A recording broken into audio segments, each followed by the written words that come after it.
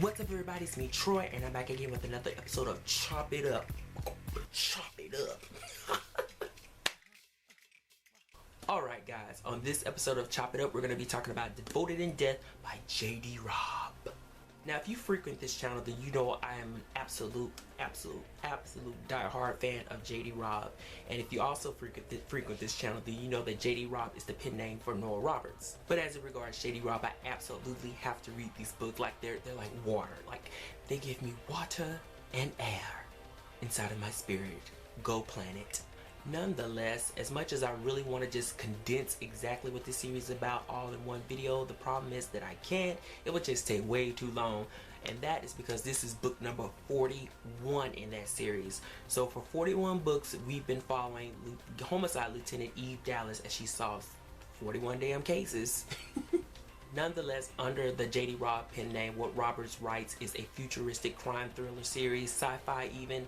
What that contains is that the main protagonist is a homicide lieutenant named Eve Dallas. She operates in the near future. Well, I wouldn't even say it was the near. It's like 2060 at this point in the book. But like I said, she's a homicide lieutenant who solves crimes in the future. So that would entail her having to, have special gadgets that she used to solve these crimes. There's what they call an auto chef, which actually it's like a microwave, but it produces the actual meal for these guys. Their cars can come up off lifts and fly in the air. They send criminals to off-planet jail houses, prisons, and it's just a whole universe in itself. And like I said, with this being the 41st book in the series, there's no way I can condense exactly what this series is about. It just will not happen on this damn video. It's a lot.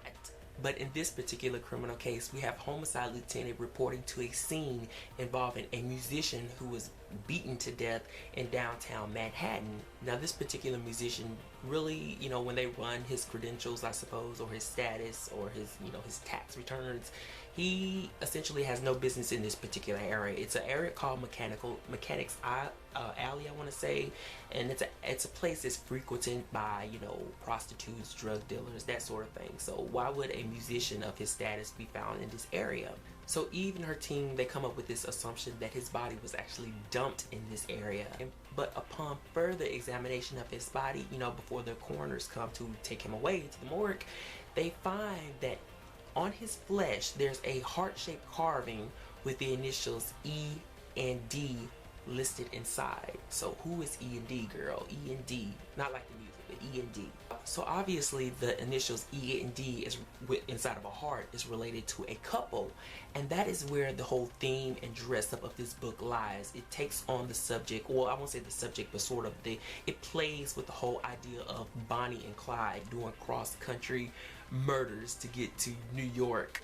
So with the story aside, what Robb does in this particular entry is that she give you kind of three sort of windows into three different narratives for the book. So of course the main and primary sort of narrative or window is that of the police procedural aspect regarding Eve Dallas and her tribe, and that would consist of Eve Dallas, conducting interviews with suspects, going to different crime scenes, taking each of the members of her tribe and sort of engaging with their professionalism as it regards what they're good at, what their strengths are.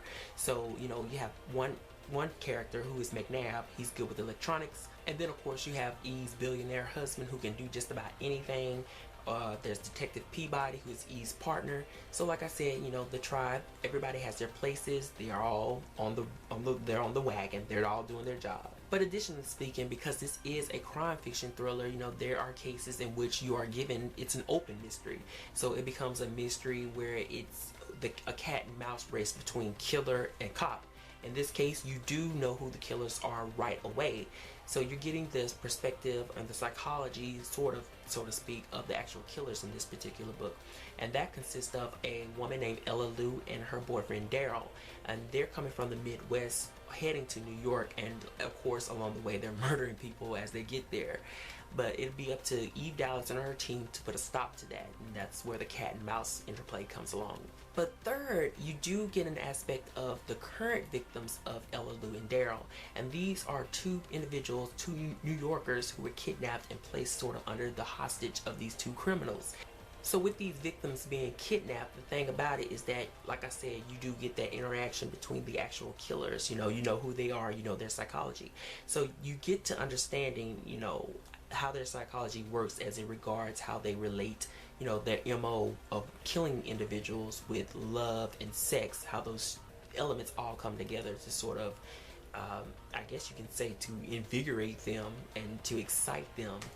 And that's why they kind of hold on to these hostages, is because they sort of want to prolong that feeling, that gratification they get out of relating murder with sex. And it's really twisted, and I will say right now at this point that I did find the culprits to be sort of cartoonish. And I mean cartoonish in the sense that, they come from the Midwest and they had this sort of Texas twanginess to them that was a little bit, maybe just a touch too much.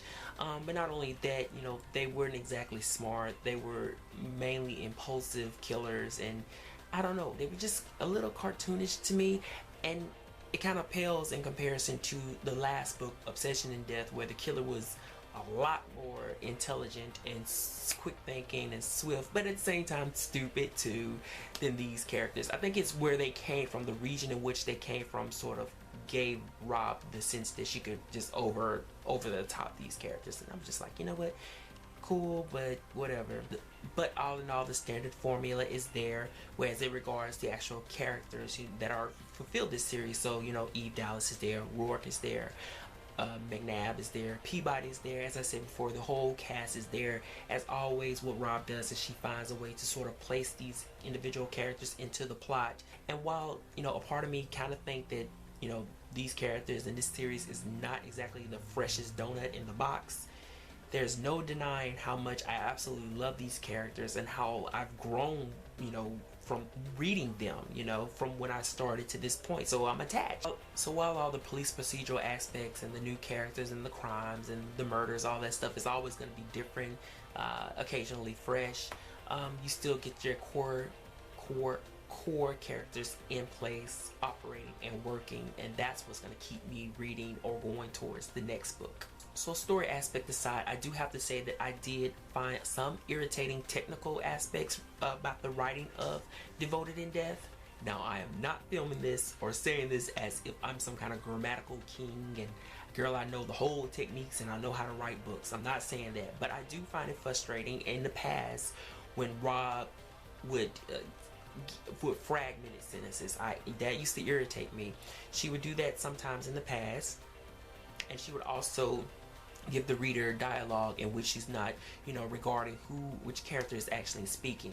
And the only reason that I find that a problem is because it will interrupt the flow of scenes. It will interrupt the flow of the book and the information that you're trying to gather within that particular scene as a reader, because you're using that information to see if you can figure out who is the killer before Eve and her crew does.